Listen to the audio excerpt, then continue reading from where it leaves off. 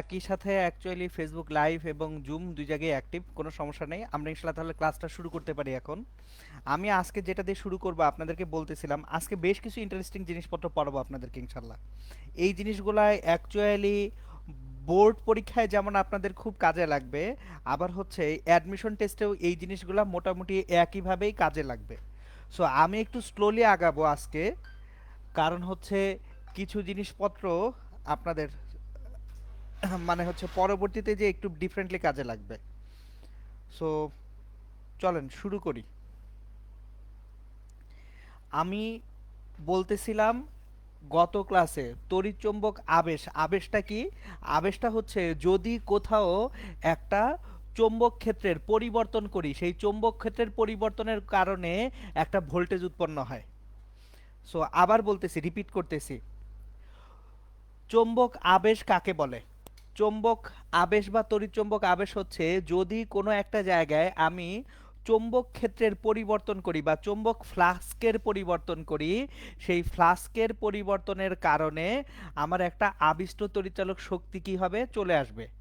So ওই যে আবিষ্ট তড়িৎচালক শক্তিটা চলে আসতেছে, এই আবিষ্ট তড়িৎচালক শক্তিটা এখান থেকে আমরা গত দিন লেনজের সূত্রটা পড়ছি খুব ভালো মতো, যে সবসময় আবিষ্ট তড়িৎচালক শক্তি এমনভাবে তৈরি হবে যাতে সে উৎপন্ন হওয়ার কারণকে বাধা দেয়।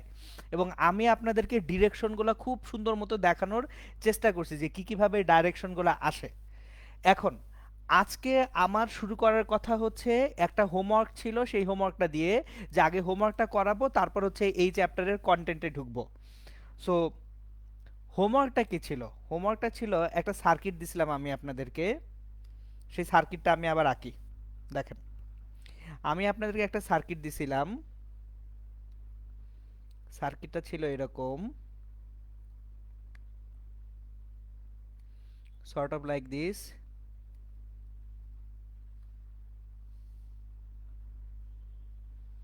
এখানে একটা কোষ আছে, আমার এইখানে একটা সার্কুলার সেগমেন্ট ছিল, কোষ ছিল, সার্কুলার সেগমেন্ট ছিল। জিজ্ঞেস করছিলাম যে এই সার্কুলার বা বৃত্তাকার সেগমেন্টের ভিতরে আমার চৌম্বক ক্ষেত্র প্রাবল্য কত হবে, এটা ছিল প্রশ্নটা। সো দেখেন প্রশ্নটা কি ছিল, আবার বলতেছি। আমার একটা সার্কিট ছিল, সেই সার্কিটে একটা বৃত্তাকার অংশ ছিল। জিজ্ঞেস করা হয়েছিল এই বৃত্তাকার অংশের ভিতরে সেন্টার পয়েন্টে চৌম্বক ক্ষেত্র প্রাবল্য বি সমান কত, যদি পি বিন্দু হয়। ঠিক আছে, আমি একটু সার্কিটটা বড় করে আঁকবো, কারণ বড় করে আঁকলে দেখতে সুবিধা হয়, বুঝতে সুবিধা হয়। সো আমি একটু বড় করে আঁকি গোটা জিনিসটাকে।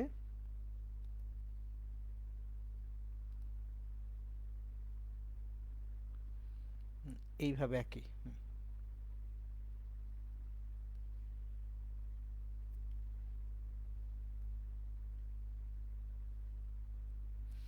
এই যে এই সেন্টার পয়েন্টে চৌম্বক ক্ষেত্র প্রাবল্য কত হবে? এই সেন্টার পয়েন্ট যদি পি হয়, পি বিন্দুতে বি এর মান কত?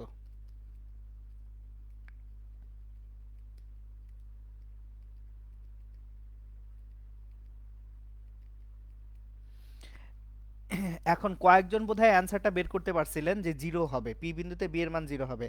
কেন জিরো হবে সেটার ব্যাখ্যা দিই। দেখেন, কারেন্টটা এইখান দিয়ে আসবে, এই টোটাল কারেন্টটা হচ্ছে আই। আই কারেন্টটা দুই ভাগে ভাগ হয়ে যাবে, এখানে আই ওয়ান এবং এখানে আই টু। এটুকু বুঝতে সমস্যা নেই আমাদের। তাহলে দুইটা ভিন্ন ভিন্ন কারেন্ট। একটা জিনিস খেয়াল করেন, কারেন্টটা যদি ক্লকওয়াইজ হয়, ক্লকওয়াইজ কারেন্ট যদি হয়, তাহলে চৌম্বক বলরেখা, চৌম্বক ক্ষেত্র রেখা, এটা কি হয়? আপওয়ার্ড না ডাউনওয়ার্ড হয়? এটা কিন্তু খুব ভালো মতো পড়াইছি। দেখেন, আই ওয়ান কারেন্টের জন্য যে বি ওয়ানটা হবে, আই ওয়ানটা ক্লকওয়াইজ, ক্লকওয়াইজের জন্য বি ওয়ানটা হবে ক্রস, বি ওয়ানটা হবে ভিতরের দিকে। কিন্তু আই টুটা কি অ্যান্টি ক্লকওয়াইজ না? অ্যান্টি ক্লকওয়াইজ হলে কোন দিকে হবে? বাইরের দিকে। বি টু হবে বাইরের দিকে। তাহলে বি ওয়ান আর বি টু দুইটা কি একই দিকে না অপোজিট দিকে? অপোজিট দিকে। তাহলে লব্ধি চৌম্বক ক্ষেত্র B equals to B one এবং বি টুর অন্তর্ফল হবে, বি ওয়ান অন্তর বি টু হবে। সো তাহলে দেখেন লব্ধি চৌম্বক ক্ষেত্র পাচ্ছি আমরা কত? বি ওয়ান অন্তর বি টু পাচ্ছি। এখন এইখানে বি ওয়ান এবং বি টু কিভাবে বের করব, দ্যাট ইজ দ্য কোশ্চেন। এবার আমরা জানি I equals to I one plus I two, এটা আমরা জানি, এটা নিয়ে কোনো সমস্যা নেই। আবার দেখেন, আমার এইখানে তারটাকে দুইটা সেগমেন্টে আমরা চিন্তা করতে পারি। তারটা কয়টা সেগমেন্টে চিন্তা করতে পারি? দুইটা সেগমেন্টে চিন্তা করতে পারি। এখন তারের দুইটা সেগমেন্টের I1 R1 এবং I2 R2 ভোল্টেজ দুইটা কিন্তু সেম হবে। কেন? কারণ এই দুইটা পয়েন্টে তার দুইটা কানেক্টেড, এই যে দুইটা পয়েন্ট, এই পয়েন্টটা যদি আমার এ বলি, এই পয়েন্টটা যদি বি বলি, ভি এ বি দুইটা তারের জন্য সমান, তাহলে আয়ন আর ওয়ান সমান আই টু আর টু, এটা নিয়ে কারো কোনো সন্দেহ থাকার কথা না। এখন রোধ আর অন, রোধ equals to rho L divided by A না? যে কোনো তারের রোধ কত? Rho into L by A. তাহলে R two, rho into two pi R minus L by A. এইটা বুঝেন কি করতেছি, এটা একটু বুঝতে শিখেন। দেখেন, প্রথমে লিখলাম এল বাই এ, আমি ধরে নিলাম আর ওয়ানের জন্য এই যে তারটুকু আছে এই তারের দৈর্ঘ্যটা এল ধরছি, তাহলে বাকি দৈর্ঘ্যটা কত হবে? টু পাই আর মাইনাস এল হবে, যেখানে আর হচ্ছে এই বৃত্তটার ব্যাসার্ধ, তাহলে আর হচ্ছে বৃত্তের ব্যাসার্ধ। সো একটা তারের অংশের যদি আমার দৈর্ঘ্য এল হয়, আর একটা অংশের দৈর্ঘ্য কত হবে? টু পাই আর মাইনাস এল হবে। সুতরাং আমরা তাহলে পাবো I one L equals to I two into two pi R minus L, এটা পাবো। এইটুকু সবারই বোঝা উচিত, মানে সবাই আশা করি এইটুকু বুঝতে পারছেন। এখন দেখেন আমরা বি ওয়ান আর বি টু বের করতে যাই। B one equals to mu naught n I one divided by twice r. খেয়াল করেন, আমার একটা বৃত্তাকার চাপের জন্য কেন্দ্রে চৌম্বক ক্ষেত্র প্রাবল্য কত? Mu naught n on I one by twice r. এখন এন অন কত? দেখেন n on equals to L divided by two pi r না? খেয়াল করেন, টু পাই আর ব্যাস পরিধির জন্য একটা পাক উৎপন্ন হয়, তাহলে এল দৈর্ঘ্যের জন্য পাক কতটুকু হবে? L by twice pi r. সুতরাং আমার তাহলে এইখানে mu naught I one divided by twice r into L by two pi R.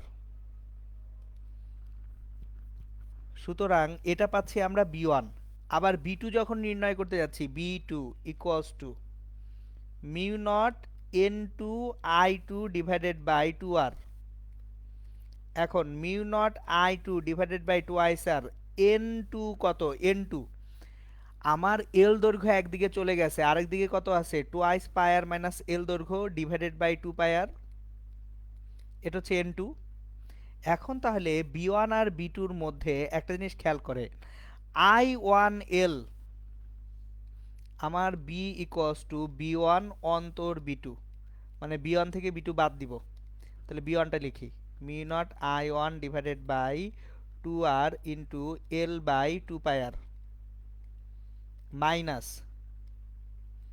Mu naught I two divided by two ice R into, এটা একটু বাম দিকে সরাই, জায়গা নেই,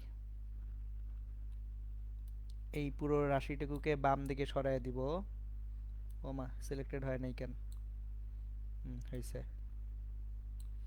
দেখেন twice pi R minus L divided by two pi r. এখন খেয়াল করেন, আই ওয়ান এল আর I two into twice pi R minus L দুটো তো সমান হয়ে গেছে, তাহলে আলটিমেটলি চৌম্বক ক্ষেত্র প্রাবল্য কত হয়? জিরো হয়ে যায়। এটা ছিল আমাদের হোমওয়ার্কটা। সো আমি আপনাদেরকে এই হোমওয়ার্কটা করতে দিছিলাম যে ভিতরে চৌম্বক ক্ষেত্র প্রাবল্য কত হয়? জিরো হয়, এটা আপনারা কয়েকজন বলছিলেন। সো যারা বলছিলেন জিরো হইছে তারা যদি এইভাবে করে থাকেন আলহামদুলিল্লাহ। আর যদি অন্য কোনোভাবে করে থাকেন যে না এইভাবে আমরা করি নাই, জিরো অন্য কোনোভাবে বের করছি, সেটা তাহলে আমাকে একটু ইনবক্সে পাঠায় রাখেন, আমি দেখব যে আপনি কিভাবে করছেন। কোথাও যদি ভুল থাকে আমি ভুলটা সংশোধন করে দিব ইনশাল্লাহ। বাট এইটা হচ্ছে অ্যাকচুয়ালি পুরা প্রসিডিউরটা। এবং এই প্রশ্নটা অ্যাকচুয়ালি ছিল হচ্ছে ইন্ডিয়ান আইআইটির একটা অ্যাডমিশন টেস্টের কোশ্চেন ছিল, সেখান থেকে আমি তুলে দিছিলাম, এটা আগেও বোধহয় আপনাদের বলছিলাম। ওকে, এখন দেখেন আমরা গত ক্লাসে ফ্যারাডের তড়িৎচুম্বকীয় আবেশের সূত্রাবলী পড়ছি, লেঞ্জের সূত্র পড়ছি, সবই পড়ছি।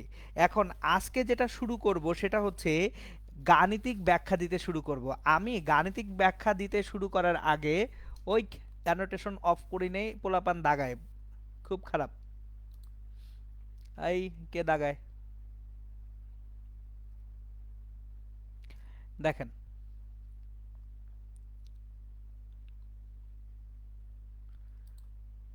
একটা জিনিস দিয়ে শুরু করব।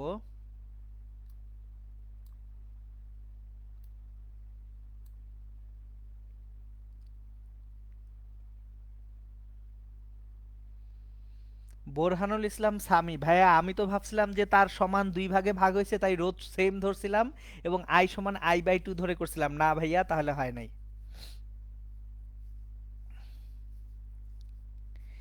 স্পন্দন বিশ্বাস তীর্থ, তারের যে সোজা অংশটুকুর জন্য বি ক্যালকুলেট করা হলো না কেন? আমার তারের সোজা অংশের জন্য বি ক্যালকুলেট করা হইল না কেন, সেটা ঠান্ডা মাথায় চিন্তা করলেই বুঝে যাবেন। যে তারের যে সোজা অংশটুকু আছে, ওই তারের জন্য বি এর যে ইম্প্যাক্ট, সেই ইম্প্যাক্টটা এখানে থাকবে না। কেন থাকবে না? কারণ দেখেন, এই যে সোজা অংশটুকু বরাবর আছে, কেন্দ্রটা কেন্দ্রটা অ্যাকচুয়ালি সোজা অংশ বরাবর। এই কারণে ওইটার জন্য অ্যাকচুয়ালি বি ক্যালকুলেট করা হয় নাই। যাই হোক, এইবার আমি যেটা আপনাদেরকে দেখাইতে যাচ্ছিলাম সেটা হচ্ছে, দেখেন,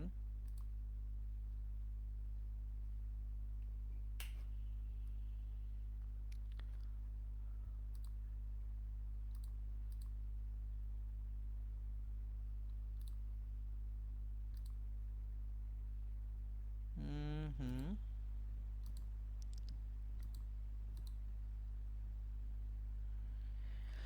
একটা মিনিট।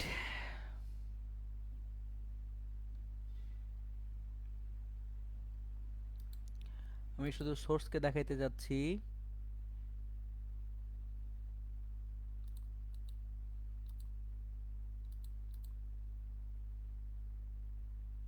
ডান বাম কোনো সোজা অংশই লাগবে না, কারণ সকল সোজা অংশের জন্য জিরো হয়ে যাবে।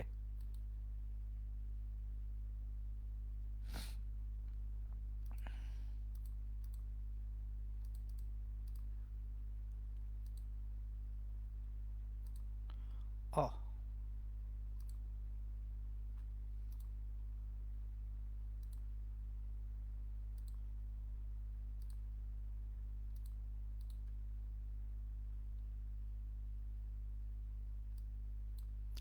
ওকে। এখন একটা জিনিস দেখেন, আপনাদেরকে আমি প্র্যাকটিক্যালি কিছু জিনিসপত্র দেখাই দিচ্ছি। নাইস।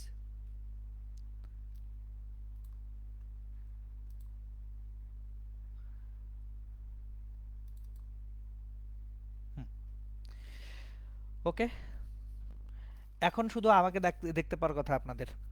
আচ্ছা, দেখেন, আমি যেটা আপনাদেরকে শিখাইতে যাচ্ছিলাম সেটা হচ্ছে, আমি গতদিন আপনাদেরকে বলছিলাম যখন একটা কুণ্ডলী নিব, এই কুণ্ডলীর জন্য কোনো একটা কুণ্ডলী, এই যে একটা কুণ্ডলী, এই কুণ্ডলীর জন্য আমি যদি কুণ্ডলীর ধারে কাছে কোনো পার্মানেন্ট ম্যাগনেট বা স্থায়ী চুম্বক আনি, স্থায়ী চুম্বক যখনই আনবো, এই চুম্বকটা যখন নিয়ে আসতেছি তখন কুণ্ডলীর মধ্যে একটা আবিষ্ট তড়িৎচালক শক্তি উৎপন্ন হবে।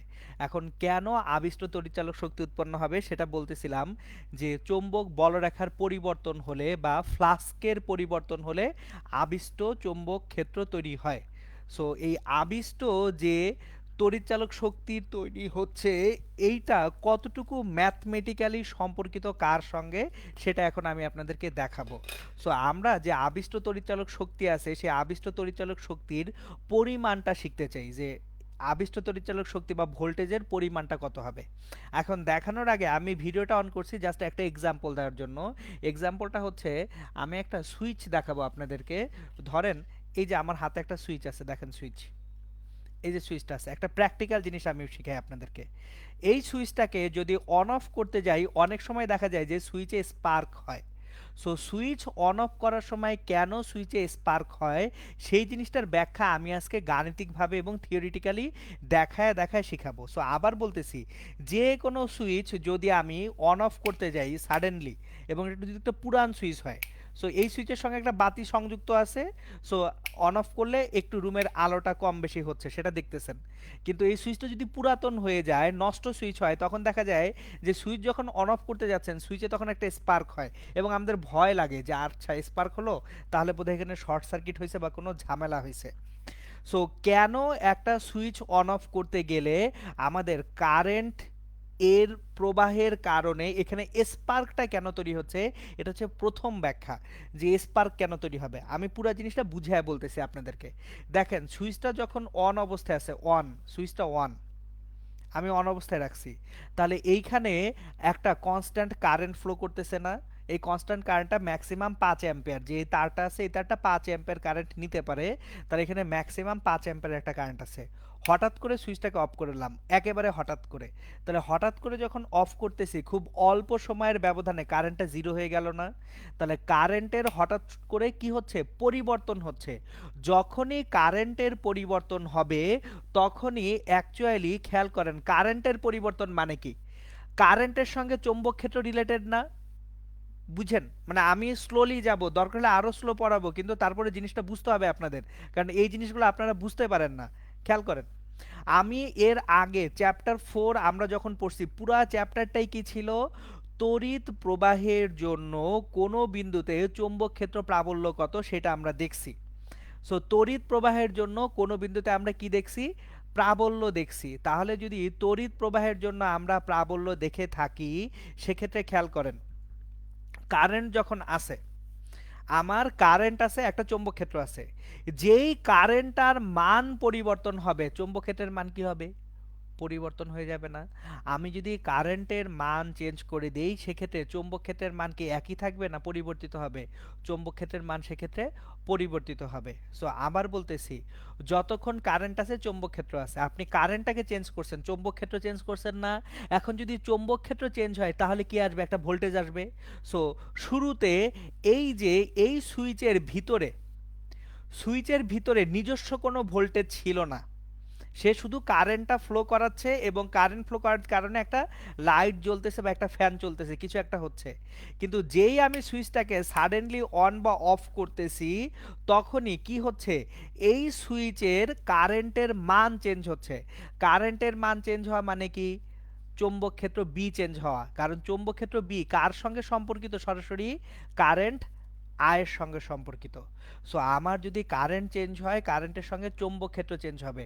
চৌম্বক ক্ষেত্র চেঞ্জ হওয়া মানে কি, একটা আবিষ্ট তড়িৎচালক শক্তি আসা না? তাহলে যদি একটা আবিষ্ট তড়িৎচালক শক্তি চলে আসে, সেই আবিষ্ট তড়িৎচালক শক্তির কারণে আমরা অ্যাকচুয়ালি এইখানে একটা স্পার্ক প্রডিউসড হয়। এই কারণে এটা নতুন সুইচে হবে না, এটা একটা যথেষ্ট নতুন সুইচ। আপনার পুরাতন সুইচ বা স্পেশালি যারা পুরান দিনের সুইচগুলো দেখছেন, ওই কালো গোল বক্স টাইপ, কালো একটা শক্ত অংশ, ওই এর উপরে সুইচের একটা হ্যান্ডেল ছিল, হ্যান্ডেলটা ধরে অন অফ করতে হয়, ওই সুইচগুলাই কিন্তু দেখা যেত সুইচ অন অফের সময় কি তৈরি হচ্ছে, স্পার্ক তৈরি হচ্ছে। তাহলে যে কোনো সুইচ আমরা যখন অন অফ করি, স্পার্কটা তৈরি হওয়ার কারণই হচ্ছে তড়িৎচুম্বক আবেশ। সো এটা হচ্ছে একটা একেবারে ভেরি প্র্যাকটিক্যাল এক্সাম্পল গেল। এবার সেকেন্ড এক্সাম্পলটা আমি দিব, যেটা আমরা ইউজ করি দৈনন্দিন জীবনে, জেনারেটর। আমরা আগের চ্যাপ্টারে মোটর পড়ছি, মোটরে কি ছিল, মোটরে আমি একটা কুণ্ডলিতে কারেন্ট ফ্লো করাচ্ছিলাম, কুণ্ডলিতে কারেন্ট ফ্লো করার কারণে কুণ্ডলিটা ঘুরছিল, এটা ছিল মোটরের কাজ। এখন আমি উল্টা কাজটা করব, আমি যেটা করব, কোনো একটা চৌম্বক ক্ষেত্রের মধ্যে আমি একটা কুণ্ডলীকে ঘুরাবো। খেয়াল করেন মোটরে কি ছিল, মোটরে ইনপুট হিসেবে আপনি তড়িৎ শক্তি দিছেন, আউটপুট হিসেবে কি পাইছেন, যান্ত্রিক শক্তি পাইছেন। সো আমি মোটর এবং জেনারেটর ক্রিয়া দুইটা এখন আলাদা করে দিচ্ছি। ধরেন ফর এক্সাম্পল আমার হাতে এই যে একটা ক্যালকুলেটর আছে, এই ক্যালকুলেটরটা একটা তারের কুণ্ডলী আকারে প্রকাশ করলাম, এই ক্যালকুলেটরটা একটা তারের কুণ্ডলী, তাহলে এই কুণ্ডলীতে আমি কারেন্ট ফ্লো করলাম। কুণ্ডলীতে যদি কারেন্ট ফ্লো করি, চৌম্বক ক্ষেত্রের মধ্যে যদি কুণ্ডলীটাকে রাখি, এই কুণ্ডলীটা ঘুরবে, এটা হচ্ছে মোটর ক্রিয়া। তাহলে মোটর ক্রিয়ায় ইনপুট কি দিচ্ছেন, কারেন্ট, আউটপুট কি পাচ্ছেন, টর্ক বা ঘূর্ণন পাচ্ছেন। ঠিক আছে? কিন্তু আমি যদি এখন একটা চৌম্বক ক্ষেত্রের মধ্যে, আমি কোনো একটা চৌম্বক ক্ষেত্রের মধ্যে আমি এইটাকে ঢুকাই দিলাম, চৌম্বক ক্ষেত্রের মধ্যে এটাকে ঢুকে এটাকে ঘুরাইতে শুরু করলাম, তাহলে এই যে তারটা, এই তারের ফ্লাক্সের পরিবর্তন হবে।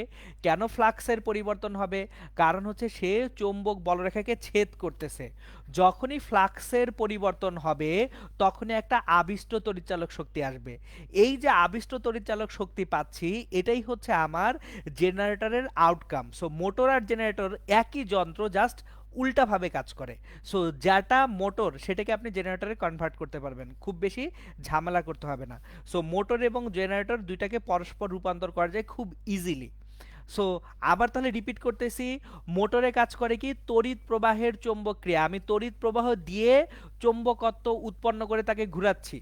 আর জেনারেটরের কাজ করে কি তড়িৎ চৌম্বক আবেশ, আমি কোনো একটা চৌম্বক ক্ষেত্রে আরেকটা চুম্বককে ঘুরাচ্ছি, ঘুরাইলে চৌম্বক বলরেখা বা ফ্লাক্সের পরিবর্তন হচ্ছে। আর যখনই ফ্লাক্সের পরিবর্তন হচ্ছে তখনই সেখানে একটা আবিষ্ট তড়িৎচালক শক্তি চলে আসতেছে। এতক্ষণ ধরে তাহলে সব প্যাচাল পারতেছি কি আবিষ্ট তড়িৎচালক শক্তি নিয়ে। এইবার চলেন এই আবিষ্ট তড়িৎচালক শক্তি যেটা আছে সেটাকে গাণিতিকভাবে কিভাবে প্রকাশ করব সেটা দেখব। এতক্ষণ ধরে প্যাচাল পারার মুখ্য উদ্দেশ্যই ছিল যে আবিষ্ট তড়িৎচালক শক্তির গাণিতিক রূপ যেটা, সেই গাণিতিক রূপ কিভাবে আমরা আনবো সেটা শিখা। তাহলে আমরা আবিষ্ট তড়িৎচালক শক্তির গাণিতিক রূপে এখন চলে যাব। দেখেন, আমরা এখন আবিষ্ট তড়িৎচালক শক্তির গাণিতিক রূপে যাব।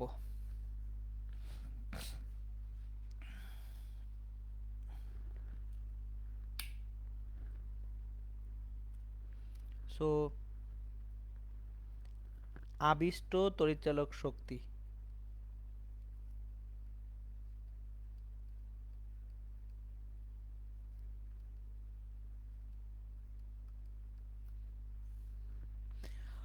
কতটুকু আবিষ্ট তড়িৎচালক শক্তি আমরা পাবো সেটা এখন আমি দেখব।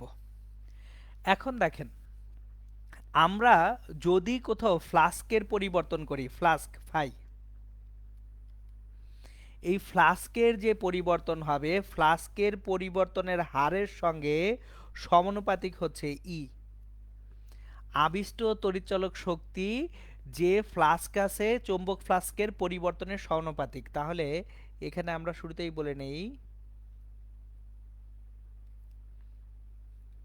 আবিষ্ট তড়িৎচালক শক্তি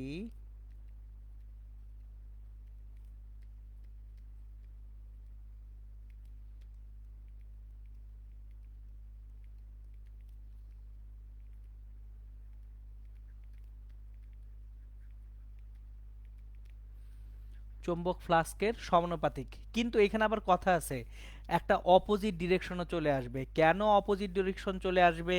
কারণ আবিষ্ট তড়িৎচালক শক্তি কোন দিকে উৎপন্ন হয়, এমনভাবে উৎপন্ন হয় যাতে সে উৎপন্ন হওয়ার কারণকে বাধা দেয়। তাহলে এখানে একটা মাইনাস নিয়ে আসি, তাহলে ই সমান minus N D phi by dt.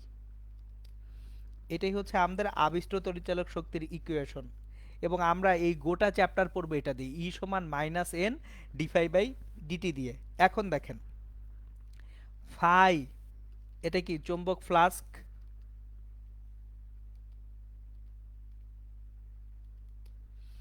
এখন প্রশ্ন হচ্ছে চৌম্বক ফ্লাস্ক আবার কি জিনিস। তড়িৎ ফ্লাস্ক কিন্তু আমি আপনাদেরকে পড়াইছিলাম খুব সুন্দর মতো এবং বলছিলাম এটা এসে আবার চৌম্বক ফ্লাস্কে ভয়ঙ্কর রকম কি লাগবে, কাজে লাগবে। আচ্ছা দেখেন, তাহলে আসেন আমি চৌম্বক ফ্লাস্ক জিনিসটা কি সেটা ডিফাইন করি। চৌম্বক ফ্লাস্ক হচ্ছে কোনো ক্ষেত্রফল বা তলের মধ্য দিয়ে লম্বভাবে যে পরিমাণ চৌম্বক বলরেখা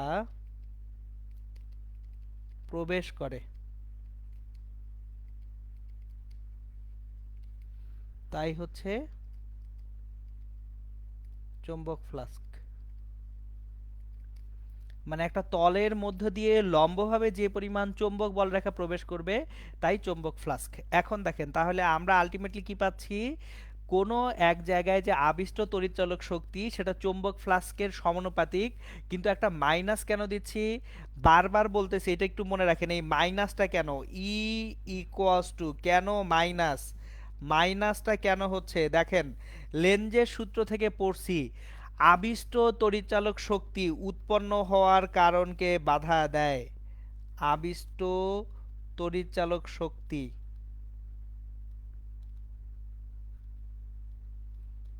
উৎপন্ন হবার কারণকে বাধা দেয়।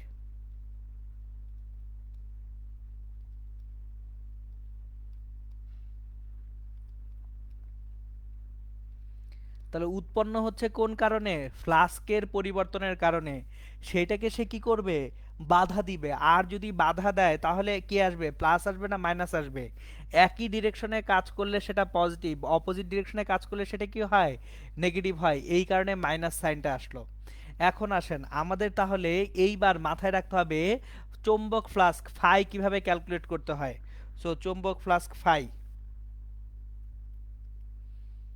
ফাই কিভাবে বের করব? সো ধরেন এটা একটা তল,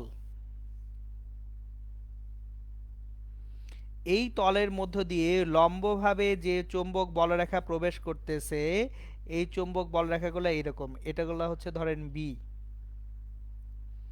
কোনো একটা তলের মধ্য দিয়ে লম্বভাবে চৌম্বক বলরেখা প্রবেশ করলো, এই চৌম্বক বলরেখাগুলো হচ্ছে বি। তাহলে যদি লম্বভাবে প্রবেশ করে তারা, phi equals to B dot A. আমি আপনাদেরকে যখন তড়িৎ ফ্লাস্ক পড়াইছিলাম, যারা তড়িৎ ফ্লাস্ক গাউসের সূত্র পড়ানোর সময় ঠিকমতো পড়াইছি বুঝেন নাই, তারা আবার ওইখানে যে লেকচারটা থেকে তড়িৎ ফ্লাস্কও দেখে নেবেন। এখানে দেখেন চৌম্বক বলরেখা তলের সঙ্গে কিভাবে প্রবেশ করতেছে?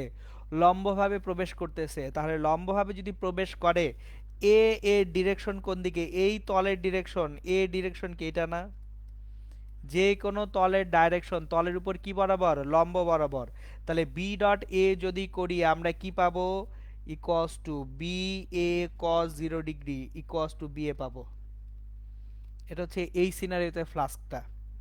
এখন যদি ঘটনাটা এরকম হয়, এই যে তলের মধ্য দিয়ে চৌম্বক বলরেখা একটা কোণ করে প্রবেশ করে, এইভাবে কোণ করে প্রবেশ করলো, তলের মধ্য দিয়ে চৌম্বক বলরেখা একটা কোণ করে প্রবেশ করলো। তাহলে সে যদি তলের সঙ্গে থিটা কোণে থাকে, খেয়াল করেন তলের সঙ্গে থিটা কোণে আছে,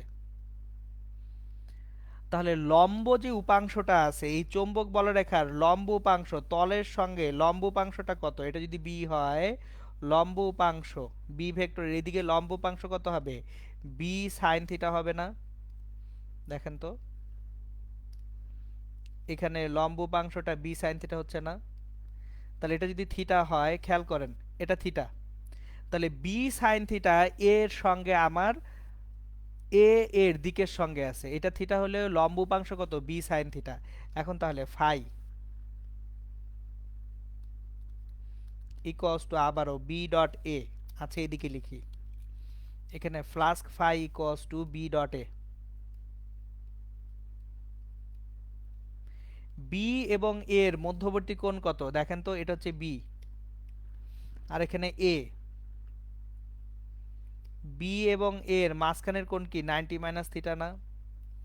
তাহলে B A cause 90 minus theta কত পাচ্ছেন? বি এ সাইন থিটা পাচ্ছেন। সুতরাং অলওয়েজ বি ডট এ করবেন। যে যে কোনো ক্ষেত্রে আমি যদি চৌম্বক ফ্লাস্ক বের করতে যাই আমরা কি করব? বি ডট এ করব। সো আমার এখানে তিনটা সিনারিও আছে, আমি তিনটা সিনারিও একটা একটা করে বলে দিচ্ছি। 1 নম্বর সিনারিও, চৌম্বক ক্ষেত্র বি তলের সাথে লম্বভাবে থাকলে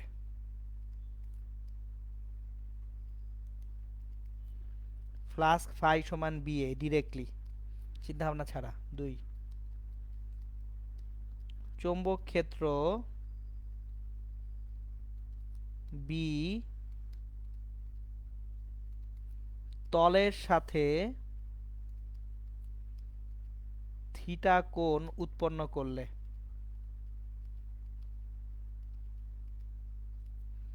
flask phi equals to B A sine theta. তলের সাথে থিটা কোণ উৎপন্ন করছে, তার মানে তলের দিকের সাথে কত কোণ উৎপন্ন করছে? 90 মাইনাস থিটা। তলের সাথে থিটা কোণ মানে তলের দিকের সাথে 90 মাইনাস থিটা কোণ উৎপন্ন করে। কিরকম? এই যে দেখেন এখানে চৌম্বক ক্ষেত্র বি, এই বিটা তলের সাথে থিটা কোণ উৎপন্ন করছে, এটা হচ্ছে তল, তলের সঙ্গে থিটা কোণ। এখন তলের দিক কি, তলের উপর লম্ব বরাবর না, এটা হচ্ছে তলের দিক, তাহলে তলের দিকের সাথে কত কোণ উৎপন্ন করছে, 90 মাইনাস থিটা কোণ। সো ভালো মতো এটা বুঝেন। আর 3 নাম্বার, চুম্বক ক্ষেত্র বি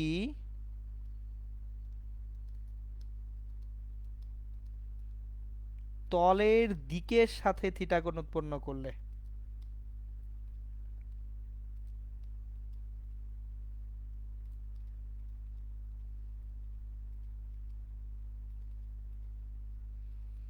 আমার চৌম্বক ক্ষেত্র যদি তলের দিকের সঙ্গে থিটা কোণ উৎপন্ন করে, তাহলে ফাই সমান বি এ কস থিটা হবে। কিরকম, এই যে তল, চৌম্বক ক্ষেত্র বি, তলের দিক কোনটা, তলের উপর লম্ব দিক না, এই দিকে, এর সঙ্গে কত কোণে আছে, থিটা কোণে আছে। তাহলে ফাই সমান কি বি ডট এ, আর বি ডট এ সমান করলে কত পাওয়া যাবে, B A cos theta directly পাওয়া যাবে। ক্লিয়ার? সো আশা করি ফ্লাস্ক ফাই কিভাবে বের করবেন এটা নিয়ে আর ঝামেলায় পড়বেন না। এখন আসেন তাহলে আমরা যেটা দেখতেছিলাম, আবিষ্ট তড়িৎচালক শক্তি, আবিষ্ট তড়িৎচালক শক্তি ই সমান minus N D phi by D T, যেখানে এন হচ্ছে কোনো একটা কুণ্ডলীর পাক সংখ্যা, এনটাকে বলা হয় কুণ্ডলীর কি একটা পাক সংখ্যা। এখন আসেন এই যে এত কিছু পড়লাম, এই পড়াটা কোথায় কাজে লাগবে সেটাকে এখন অ্যাপ্লাই করতে শিখি আমরা। এই যে এতক্ষণ ধরে যেটা পড়তেছি, এইটাকে আমি কিভাবে কাজে লাগাবো সেটা একটু দেখি, অ্যাপ্লিকেশনটা দেখি। প্রশ্ন,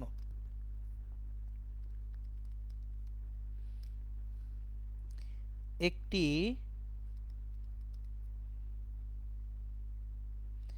20 পাকের 2 ইন্টু 10⁻⁻4 মিটার স্কোয়ার ক্ষেত্রফলের কুণ্ডলী কোনো একটি চৌম্বক ক্ষেত্রের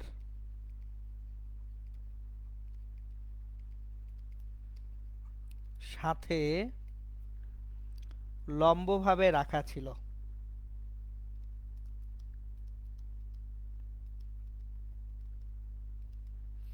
আপনি কোনো একটা কুণ্ডলীকে কোনো একটি চৌম্বক ক্ষেত্রের সাথে লম্বভাবে রেখেছিলেন। কুণ্ডলীকে 0.1 সেকেন্ড সময়ে হ্যাচকা টানে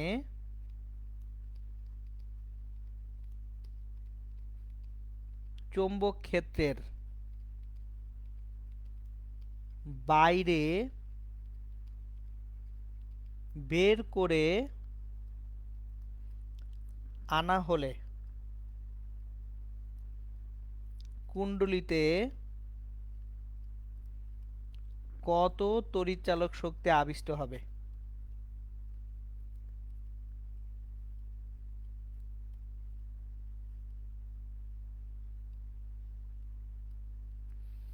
প্রশ্নটা খেয়াল করেন, একটা 20 পাকের কুণ্ডলী আপনার চৌম্বক ক্ষেত্রের সাথে লম্বভাবে রেখে দিছিলেন, একেবারে লম্বভাবে ছিল, তাহলে ফ্লাস্ক সমান সরাসরি কি ফাই সমান বি ইন্টু এ।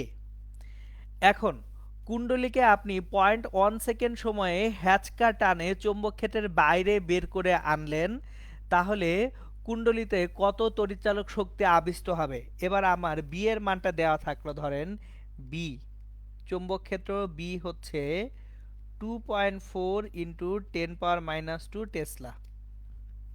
এটা হচ্ছে কোশ্চেন। এখন দেখেন আমরা অলরেডি জানি ই সমান minus N D phi by dt.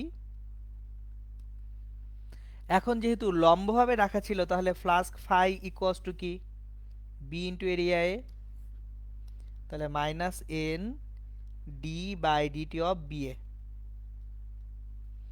এখন একটা জিনিস খেয়াল করেন, কার পরিবর্তন হয়েছে? আপনি কুণ্ডলীকে যে কোনো একটা চৌম্বক ক্ষেত্র থেকে বের করে নিয়ে আসছেন, তাতে কিসের পরিবর্তন হয়েছে? চৌম্বক ক্ষেত্রের পরিবর্তন হয়েছে নাকি হচ্ছে ক্ষেত্রফলের পরিবর্তন হয়েছে? একটু চিন্তা করে বলেন যে আমার এইখানে যখন আমি কুণ্ডলীটাকে চৌম্বক ক্ষেত্র থেকে টেনে বের করতেছি, তখন কি চৌম্বক ক্ষেত্রের পরিবর্তন হচ্ছে নাকি ক্ষেত্রফলের পরিবর্তন হচ্ছে? কুণ্ডলীর ক্ষেত্রফলের কোনো পরিবর্তন হয় নাই, তার মানে ক্ষেত্রফলটা ধ্রুব সংখ্যা।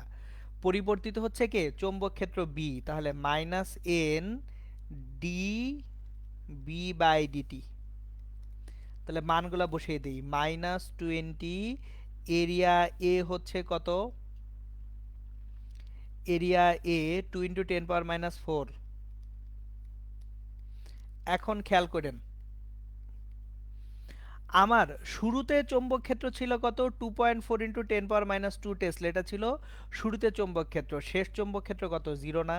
আপনি চৌম্বক ক্ষেত্রের বাইরে নিয়ে গেলে, চৌম্বক ক্ষেত্রের বাইরে যখন নিয়ে যাচ্ছেন কুণ্ডলীটাকে, তখন তার আর কোনো চৌম্বক ক্ষেত্র প্রাবল্য বি আছে? একটা কুণ্ডলীকে আপনি চৌম্বক ক্ষেত্রের বাইরে নিয়ে যাচ্ছেন, তাহলে এই কুণ্ডলীকে যখন চৌম্বক ক্ষেত্রের বাইরে নিয়ে যাচ্ছেন, চৌম্বক ক্ষেত্র প্রাবল্য বি কত হয়ে গেছে? 0 হয়ে গেছে। আগে কত ছিল? 2.4 × 10⁻²। এটাকে আমরা টাইম টি দ্বারা ভাগ করব। ডিটি কত সময়ে এই কাজটা হয়েছে? 0.1 সেকেন্ড সময়ে এই কাজটা হয়েছে। তাহলে এত ভোল্ট। এখন তাহলে দেখেন, সব মিলিয়ে যে ভোল্টেজটা পাচ্ছি, আমরা যদি ক্যালকুলেট করি, ক্যালকুলেশনটা শেষ করে ফেলে আমরা দেখি কত হয়। 20 × 2 - 4 × 2.4 - 2 ডিভাইডেড বাই 0.1। তাহলে একটা ছোট্ট ভোল্টেজ পাবো। 9.6 × 10⁻⁴ ভোল্ট। এতটুকু আবিষ্ট তড়িৎচালক শক্তি উৎপন্ন হবে কার মধ্যে? কুণ্ডলীটায়। সো এটাই হচ্ছে, যে কোনো একটা কুণ্ডলীকে আমি যদি হঠাৎ করে কোনো চৌম্বক ক্ষেত্র থেকে বের করে নিয়ে আসি, ওই কুণ্ডলীর দুই প্রান্তে একটা কি তৈরি হচ্ছে? আবিষ্ট তড়িৎচালক শক্তি বের হচ্ছে। সো এখন তাহলে খেয়াল করেন, যদি আমি ক্রমাগত এই যে চৌম্বক ক্ষেত্র প্রাবল্যটাকে চেঞ্জ করতে পারি, তাহলে এই ভোল্টেজটাও কি হবে? উৎপন্ন হতে থাকবে। সো যতক্ষণ আমার এই যে চৌম্বক ক্ষেত্রের পরিবর্তন বা চৌম্বক ফ্লাস্কের পরিবর্তন হবে, ততক্ষণ পর্যন্ত আবিষ্ট তড়িৎচালক শক্তি থাকবে। যদি ফ্লাস্কের বা চৌম্বক ক্ষেত্রের কোনো পরিবর্তন না হয়, তাহলে কিন্তু কোনো আবিষ্ট তড়িৎচালক শক্তির অস্তিত্ব পাওয়া যাবে না। সো আশা করি এই জিনিসটুকু এখন ইনশাল্লাহ ক্লিয়ার। ওকে, নেক্সট যেখানে যাব, আজকে আরো দুইটা কনসেপ্ট আপনাদেরকে পড়াবো এই আবিষ্ট তড়িৎচালক শক্তি থেকে। স্বকীয় আবেশ এবং পারস্পরিক আবেশ কাকে বলে, এই জিনিসটা আমরা দেখব। সো চলেন আমরা আগে দেখব স্বকীয় আবেশ কি, পারস্পরিক আবেশ কি। সো স্বকীয় ও পারস্পরিক আবেশ।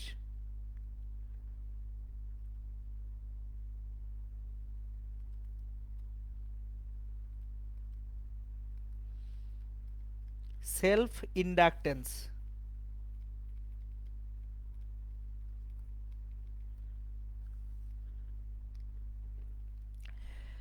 সেলফ ইন্ডাকটেন্স বা স্বকীয় আবেশ হচ্ছে কোনো একটা কুণ্ডলীতে কারেন্ট প্রবাহের জন্য ওই কুণ্ডলীর মধ্যে যে পরিমাণ আবিস্তর তড়িৎচালক শক্তি হয়, সেটাই হচ্ছে স্বকীয় আবেশ।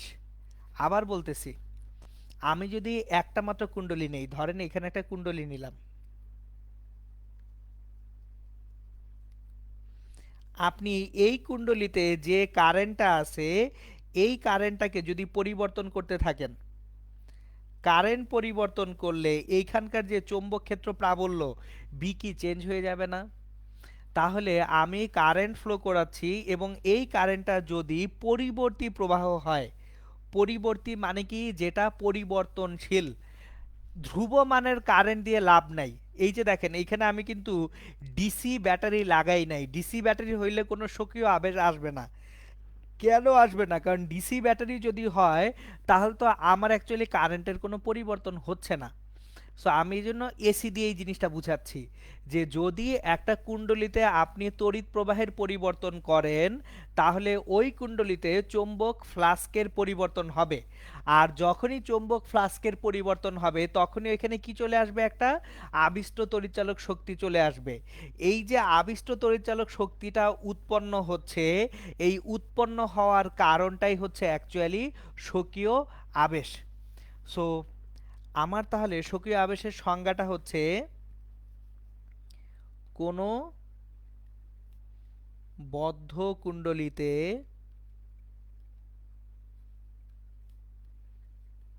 তড়িৎ প্রবাহের দরুন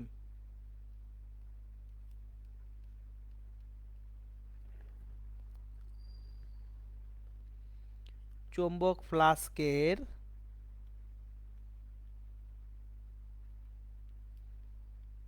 পরিবর্তনের ফলে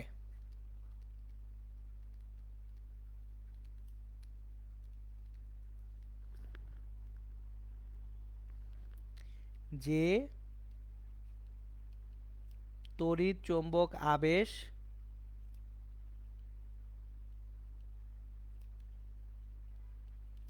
ঘটে তাকে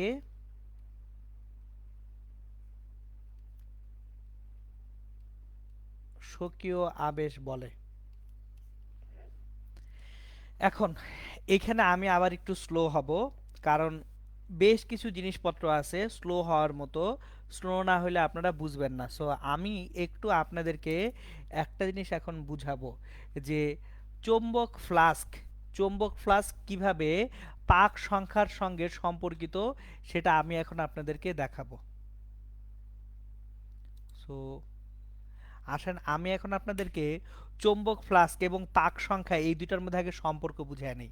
সো সম্পর্কটা বোঝানোর জন্য আমি একটা বই নেই, ধরেন এটা একটা বই, আমার কাছে এটা একটা বই আছে, এই যে বই। সো একটা বই, এটা এটা জাস্ট একটা বই, ঠিক আছে?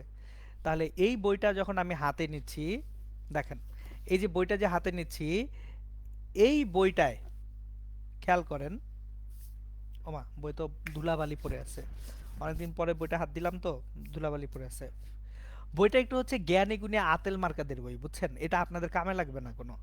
মানে আমার কাছে এরকম প্রচুর বইপত্র আছে যে দেখি মানুষজন যখন প্রশ্ন করে তখন দেখি যে ও আচ্ছা প্রশ্ন তো এখান থেকে আতলামি কোশ্চেন করলো।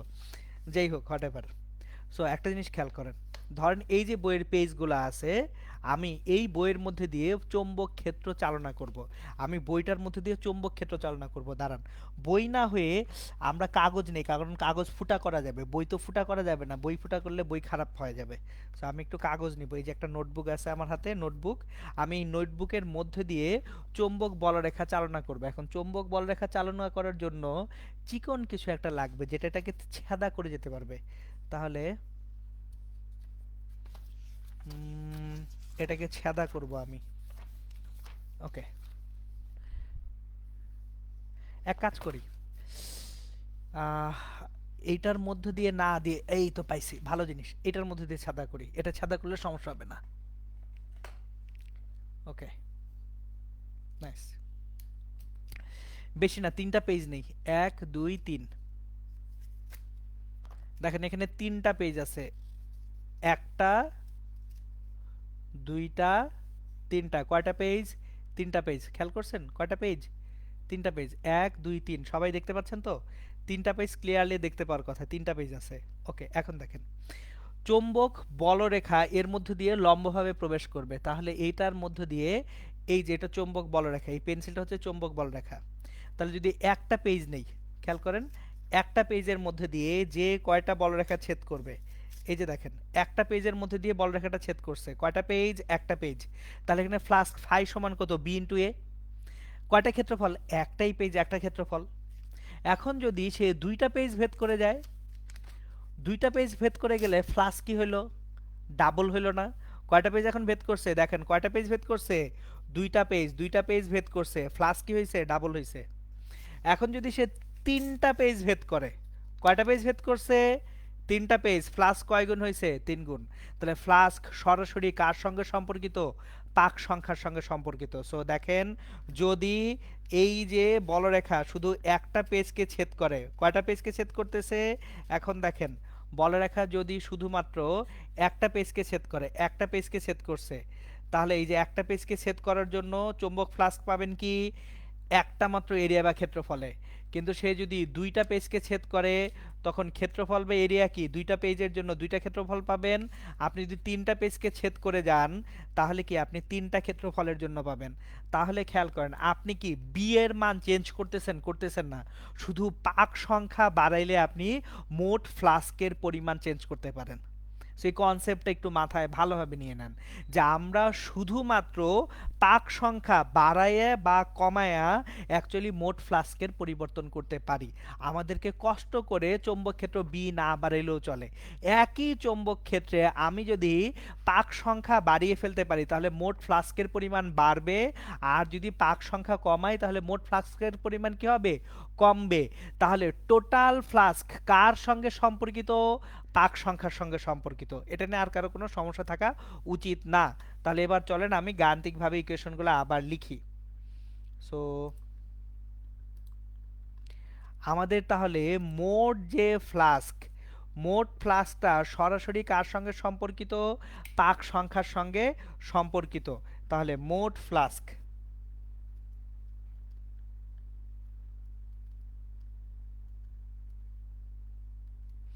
তাহলে এখানে মোট ফ্লাস্ক হবে এন ফাই, যেখানে ফাইটা হচ্ছে একটা মাত্র পাকের জন্য ফ্লাস্ক। তাহলে এখানে কতগুলা পাক আছে, এন সংখ্যক পাক আছে। তাহলে এন সংখ্যক পাকের জন্য মোট ফ্লাস্ক কত, এন ফাই। এখন এই এন ফাই ইকুয়ালস টু, এই এন ফাইটা কারেন্ট আই এর প্রপোর্শনেট। দেখেন আমরা গত চ্যাপ্টারে যত জায়গায় বি পড়ছি তড়িৎচুম্বক আবেশ যখন পড়ি নাই, আমরা যখন তড়িৎ প্রবাহের চৌম্বক ক্রিয়া পড়ছি, আই যদি বাড়াই তাহলে বি বাড়তো, আই যদি কমাই তাহলে বি কমতো। তাহলে ফ্লাক্সটা কি সরাসরি কারেন্ট আয়ের সমানুপাতিক। এইখান থেকে অ্যাকচুয়ালি আপনি যদি ইকুয়ালস টু দেন তাহলে এন ফাই সমান এল আই, যেখানে এলটাকে বলা হচ্ছে স্বকীয় আবেশ।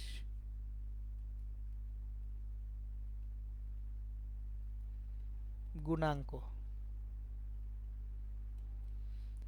একক হচ্ছে হেনরি।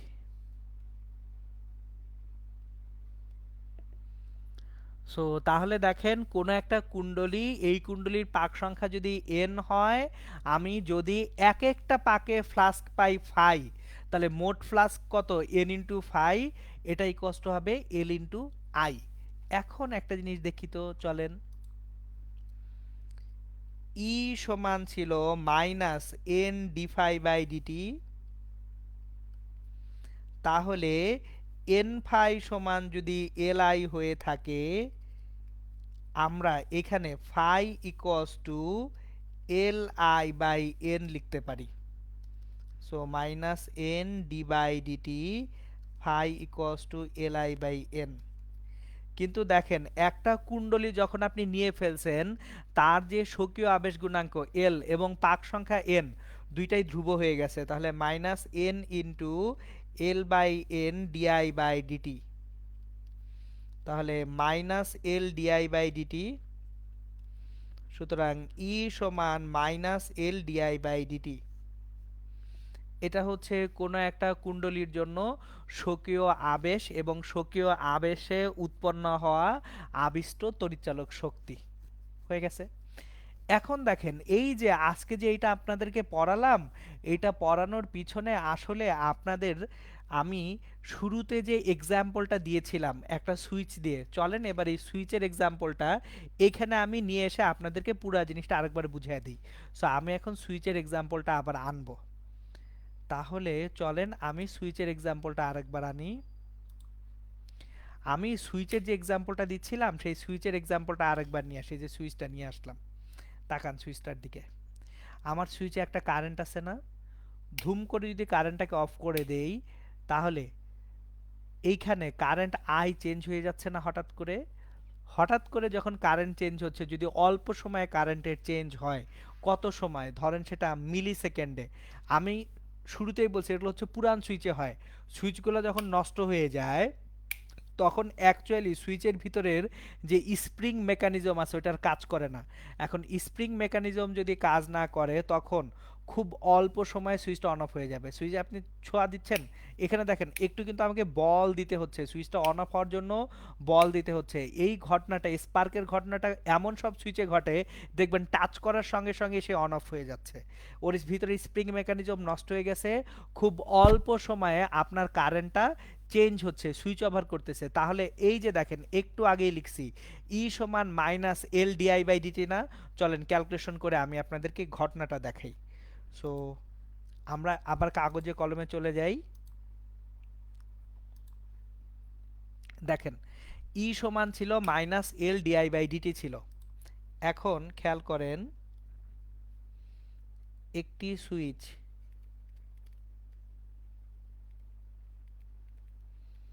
0.01 সেকেন্ড সময়ে বন্ধ হলে ও স্বকীয় আবেশ গুণাঙ্ক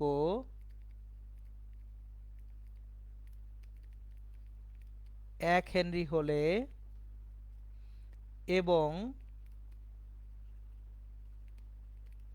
সুইচ অন অবস্থায়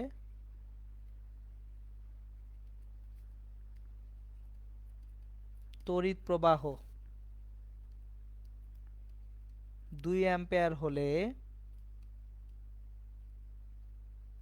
আবিষ্ট তড়িৎচালক শক্তি কত?